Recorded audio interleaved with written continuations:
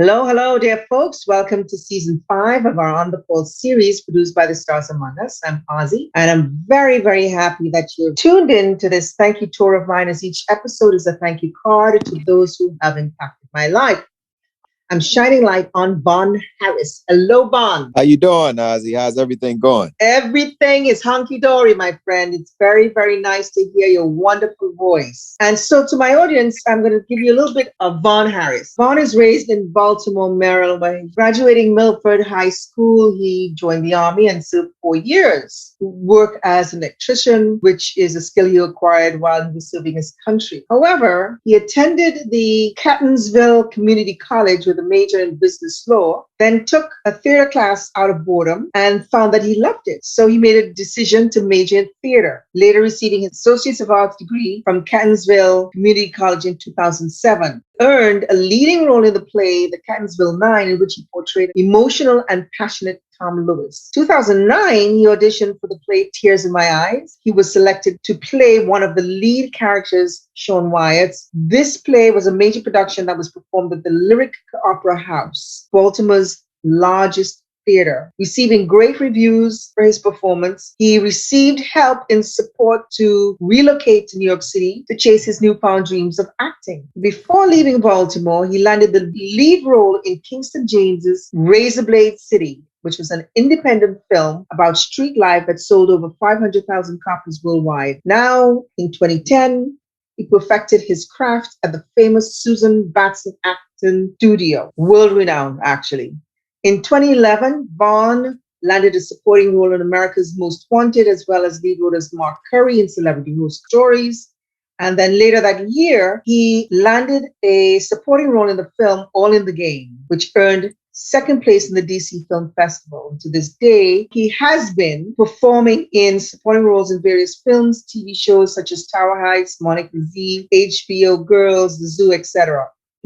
And he has also finished writing 2 feature film scripts. 2013, he won 2 Aurora Gold Awards while playing FC Morgan in Warrior Adventure Quest. Morgan was the lead in this production. And the Aurora Awards, for you guys out there, is an international competition that recognizes excellence in the film and video industry. So that is VONN on the acting realm. He's also done other TV series, Major Crimes, Suburban Cowboy, etc. Now, he began a series called The Stat Man. It's a sports series. VONN, tell us about that. Okay, well, The Stat Man, if anybody does any kind of fantasy basketball, fantasy baseball, fantasy football, that's what I do.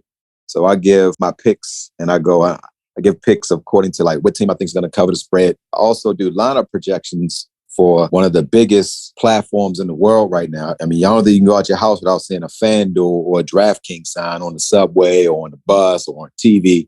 So I do lineup projections for those. And when I first started, I gave out a lineup that took first place across the board. I think that one of my members was able to buy a car off of one of my lineup winnings. I started doing that because I saw that the sports betting world was just like the casinos, where it was unfair. The people with all the money typically win. The average person who is really a fan typically lose because they don't really have the skill set. So I just came in to help the average Joes to be able to compete with the pros. That's basically what I do. Joes with pros. Yes. And then you were also doing something called Thinking Ink. Is that it? Yeah. I also do mentorship now. And my mentorship is basically called Thinking Ink. And what it is I learn better when I write things down. And I teach my people, like, anything you want to do, you want to write it down. You want to write down your clear goals. So then each week you can hold yourself accountable to see if you're meeting your goals and what you need to improve on. That's why I say Thinking Ink. Put all your thoughts to the pen, to the paper. And from my experiences, when you write it down, it typically comes true. Think in ink. Yes. Lovely. If anybody is listening to this right now, anything you do, you want to write it down. Because if you don't write it down, you're just winging things. But when you write it down, you can say, okay, I want to become a lawyer. So you can say, okay, step 1, I got to apply for a college. Step 2, I want to get into a college. Step 3, once I graduate, I got to do the LSAT. Then you just go down and you start checking off the list of what you've accomplished and see are you meeting your goals each day. So Thinking Ink actually helps you to be accountable too. It sets your dreams in motion but also allows you to be accountable. So you can't say it was anybody but you. So you can just be honest with yourself. Like, I didn't do this. I didn't do step one. So if I didn't do step one, how in the world can I get to step two? If that makes sense. Absolutely does.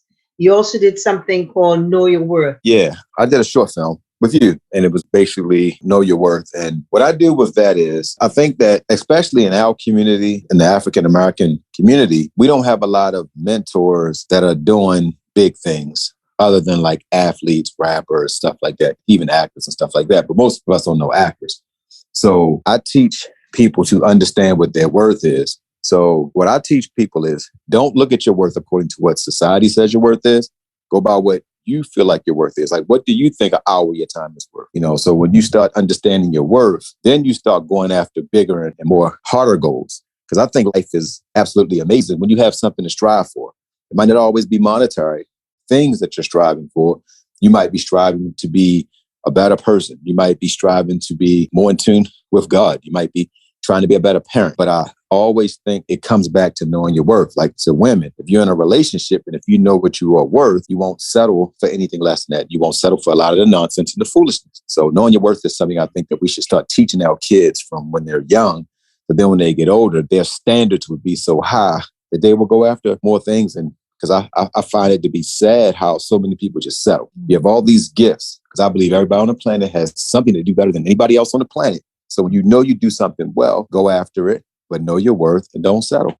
You began to understand the acting world and had started doing some things within the acting world, but then you made a change recently within the last couple of years. And I'm really proud of you for making that switch. Talk to the audience about what you've done to become more self-sufficient. Yes. Well, acting is what I love, and I will always have passion for it. When COVID started in 2019, before COVID started, I looked at acting as it was very, very hard to really get to where I wanted to go, because my opportunities were always dependent on someone giving me the opportunity. In acting, you got to audition. If they like you, you get it, but you have a lot of heartbreak and so forth and so forth. So I said, you know what? I don't want to be a struggling artist anymore. I want to actually be able to save up and do my own projects. So I started my own AutoHauling company, because I was like, with the AutoHauling company, I can actually do well money-wise, and I can save up my money, and I can actually do my own films at some point. So with the AutoHauling, I love it because this is a recession-proof business. This is a COVID-19 proof business. This is a business where you'll be able to make money because cars will always need to be shipped. Just like if you got a tractor trailer, it's always going to be cargo that needs to be moved. So that's what I did. Started in 2019. I just did a new video that explains to people how to actually be a successful auto hauler, because now I've figured it out and I'm doing extremely well in this business. So now you have your own, what do you call them? Haulers? I have a truck. Yeah, I have a truck and I have a trailer. Right now, I'm just doing it by myself. But the end of this year, I'm going to get me another truck and another trailer. And my goal is to end up having 10 trucks and 10 trailers. And soon I'm going to have a business that's going to rival some of the big people like JB Hunt, because I figured it out. So I have a system in place that I know that if people come in and they follow my system, they'll make over 6 figures for themselves a year. Run a mission. You lived in Baltimore. You lived in New Jersey. Where are you now?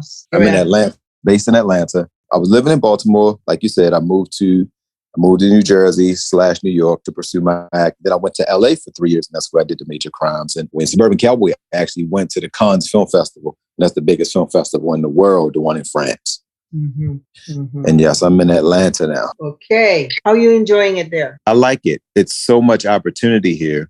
And the cost of living is reasonable. And that was one of the reasons why I did leave New Jersey. I just didn't feel like you got bang for your buck. And in Atlanta, you can do everything. You can do real estate. You can do acting, singing. And for auto hauling, it's great. The South is where you want to be, because all of the cars typically get shipped here. And you make the same money you make up north, but your cost of living is about 40% cheaper. Wow. Okay. Now, those are pretty real terms. Ha! Yes. Okay. So now I have a couple of questions to ask, which are, the first one is, what has been the biggest challenge in your professional career, be it the acting or the truck hauling? Is it truck hauling or auto hauling? Auto hauling. Auto hauling. The biggest challenge in auto hauling was getting a customer base. It was very challenging because I never drove a combination vehicle. If you haven't drove a combination vehicle, it's scary because you're on the highway and you're driving a piece of equipment. And when you're loaded, you got a total of 26,000 pounds. So you got a 50-foot trailer. It's a lot to navigate. You have to deal with DOT. They're always harassing, and it's a challenging business. Also, those machines must be very maneuverable, right? So in terms of turning a corner and things like that, when you have stuff behind you, I'm just visualizing, you got to be really aware at all times. Yeah, you have to be aware at all times because we live in a world where people are very inconsiderate on the roads. Mm-hmm. So they'll see like me trying to navigate a turn and they'll try to speed up to go around me. And I'm like, if you go around me at the wrong time, I could roll over top of your car. So I'm always aware of those things. I'm always one where I have to drive for everybody else on the road. Right. One thing that I've learned is when you put your turn signal on with a combination vehicle, I don't move over to the next lane for at least 6 seconds. I want to make sure nobody is trying to speed around me. So I wait 6 seconds. If I see that it's clear, then I get over. So it took me some time to get through that. Mm-hmm. In acting, the hardest part was trying to find out where I fit in. Because in acting, they're always trying to put you in a box. They say you're the thug guy, you're the best friend, you're the sexy hunk, you're the lead man. So it's like you have to figure out where you fit in. Then I got to the point where I was like, you know what? I don't want to fit in anymore. I know what my worth is, and I'm going to create my own projects that show my talent. Because where I think my talent is, they look at it and think I should be in this area. So that's the hardest part of acting. Okay. And what are you most proud of in your career in life? The proudest thing is, I would say, performing at the Lyric. The Lyric is Baltimore's version of Broadway. So it's a big thing. Like Tyler Perry has done plays there. Maurice Chestnut performed there. The pastor, he's brought plays there. So when I was a kid, I grew up in the projects, and the Lyric is 2 blocks to the right of the projects. And I remember I would just look, and I used to tell myself, like, I would just love to be able to perform there. And so to do that as an adult, that's my biggest accomplishment. Mm. You said you live a couple of blocks away from there? When I was a kid, I used to live in the projects. Mm-hmm. And I live in a project called Lexington Terrace. They filmed the HBO series The Wire based off of my old neighborhood. And the Lyric is maybe 1 mile away from Lexington Terrace. So to be in that kind of an environment where you're told as a kid that I was told by my guidance counselor that I will be dead by the age of 19. Wow. That's the kind of advice that we got in our school system and living in Baltimore City. And I found it disheartening because I was like, all I do is tell jokes in class. I'm not a troublemaker. I'm not fighting anybody. But to be told that, I was like, wow, even the guidance counselors don't believe that we can amount to anything. Mm. So when I walked past the Lyric and I was like, man, one day I would give anything. And I had no idea. I had no desire to act. I just wanted to go in there and just perform. And so when it came time that I actually landed the role, it just really made me feel so good because I was like, man, I'm actually at the Lyric. It was just so surreal to me, to be a part of to perform the Lyric. It's like if you live in New York and you walk down Broadway and you see Broadway and you like one day and then you actually get a chance. And I performed there. We did 3 nights there, 3,500 people screaming and hollering. And then when it's over, people came up, gave me hugs and was like, I loved your performance. The lady was like, you reminded me of my son. So that was my crowning achievement as far as acting wise. Who were your mentors? In acting, I would say you actually showed me a kindness. So in acting, it would be you. It would be a guy named Howard G. He's a local star in Baltimore. And nobody really saw my talent when I auditioned for Tears in My Eyes. All of the people there, none of them wanted me for the role. But Howard G was like, it's something about him. They all said no to me. And he's the one that said yes. And he mentored me. He's the reason why I have one of the top managers in New York. He introduced me to the top manager in Maryland. And he's the reason why I got on America's Most Wanted. And he taught me a lot of things about acting. He told me the best thing he told me, and I lost it a little bit. He was like, just stay who you are. He said, you're very unique. He said, you got a unique voice. You got a unique face, unique presence. He said, but you got something that's just different. He said, in life, anybody who's successful in the acting business, they just have that it factor. Like you couldn't learn it in school. They just have that it factor. And he told me I had that it factor. So probably one of my biggest mentors in the acting space. At this point in your career, on both sides, the AutoHauling and the acting, you said where you want to take the AutoHauling, right? Correct. In terms of the acting, what is it there that you want to be able to achieve, that you're working towards through the AutoHauling? I have a TV show I've just finished, and I have 2 films. One I've completed, another one that I finished, and I want to show African-American families in a better light. Like I'm so disheartened when I watch TV and when I see us on TV, we're always fighting and bickering. And I know a lot of people don't really like Bill Cosby, but one thing he did do is he put us in a great light. Like, I wanted to go to college because I watched his show. You know, A Different World made me want to go to college. Now, if you have a Black kid in the projects that want to go to school because of a TV show, I think that's impactful. I think we need more shows that put us in a different light. I don't want to see any more strippers and we just thugs, and we have more accomplishments than that. I just have a show that I think it will be a show that kids would inspire to see. And I have a movie that's probably more rated R than it would be PG. Then I got a movie about a true love story, and it's a different kind of a love story. So I just think that we need more new writers. We need more new ideas. It's so many people who have projects that need to be out there. So once I get my money established and I show Hollywood that you can do it, then I'm going to open up the fields for the new writers. And everybody has a voice. So I want to hear some of the new stories. What are 2 things that people don't know about you? One that people don't know about me is that I'm very funny. Like, I'm super silly. When I'm not acting and in the AutoHauling, like when I'm not driving my truck, I am super silly. I laugh all day.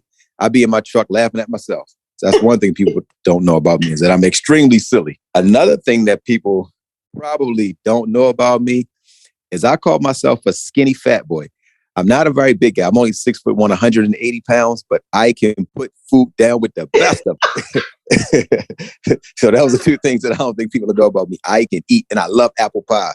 Don't ever invite me over your house and have apple pie, because you might not even get a slice for yourself. The other part is you have a healthy take on what you eat. Correct. Right. But like, if I eat apple pie, yes, it is organic apple pie, but I'll try to eat the whole thing. I eat a lot of apples and oranges, and I eat greens. But when I eat a lot. But since I'm eating healthy, it's not really damaging me, because at my age, I'm still extremely fit and still got a washboard stomach and don't really work out as much as I used to, but body still fit. It's the diet, but I'm a foodie. I just love good tasting food. I'm a skinny fat boy. Okay. Any secrets or hidden talents you have? We know you like being funny. We know you're comedic. Any other talents or hidden skills? Because now that you Yes, I can cook. I can cook extremely well. Whoa. Yes. I learned to cook when I was young. I learned from my cousins. His father, his name Big T. He's big, 6'6", 320-pound guy. He's like a master chef. And I can cook exotic foods, but I can't make simple stuff. So really? Yes. I can make like stuffed lobster. I can make lemon scallops. I just learned how to make pancakes a year ago. Holy smoke. So let me ask you here now. These past couple of years have been crazy. How has it affected you? It affected me in a tough way, but also it made me really look at life. And what I realized is that life is serious and you have to plan for the what if. What COVID showed me the most is that you have to really be in a position to, no matter what, you can have income coming in. So what COVID taught me is to learn how to make money while I'm sleeping. Like, I've invested in cryptocurrency. I have stocks. I'm getting ready to get into this new space called digital real estate, because the American dollar is falling. So that's what COVID taught me, was to understand how money works and to make it work for me while I'm sleeping. Mm-hmm. Is there anything different you've learned about yourself aside from that, sort of intrinsically, spiritually, etc.?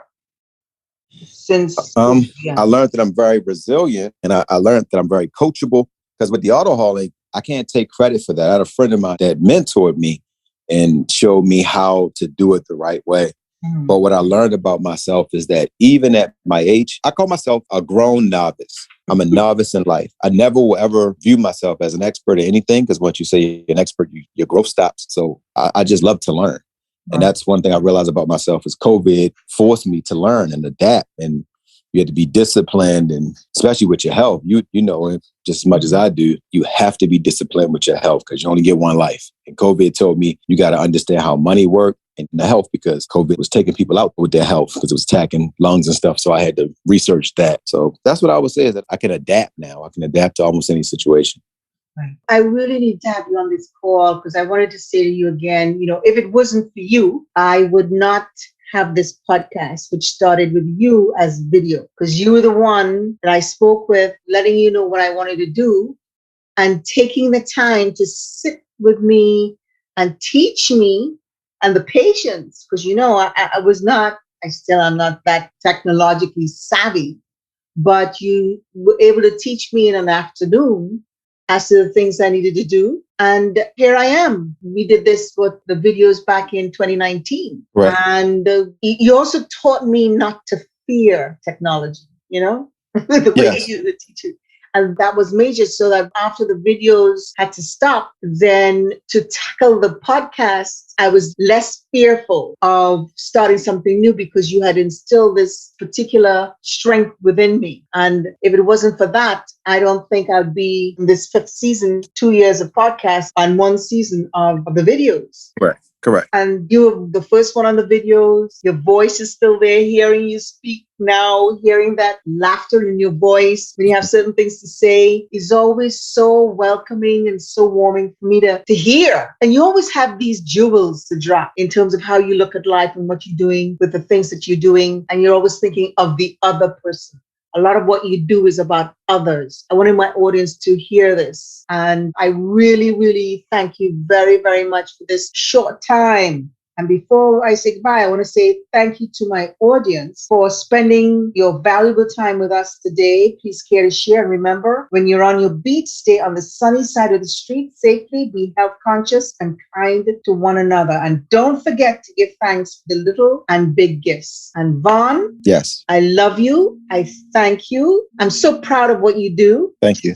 Basically what you do. It's like friends forever, but you're more than a friend. Hey there. I can't call you my son. Please help us in our mission to support those Because facing fatal I'm not that diseases old. through our Correct. t-shirt You're too sales young by for that. donating or shopping at But you are a AutoHauling love in my life, and I thank or you so much supporting for us this at time. Anchor.fm I thank you for having me on again. And just for anybody watch this post, just notice that no matter what you're going through, it's going to pass. I've been homeless. I've been to the top. I've been to the bottom. But one thing I say that I wish I would have done more is enjoy the journey, people. People always want to just get to the top. Enjoy whatever it is you're doing, the good, the bad, the ugly, because everything passes at some point. Amen. And with that, we will be catching up again. Stay safe out there. And I look forward to what you're going to produce at the end of it. Thank you. You're welcome, my love. Talk soon. Yes, we will. Enjoy your evening. Thank you. You too. Bye. All right.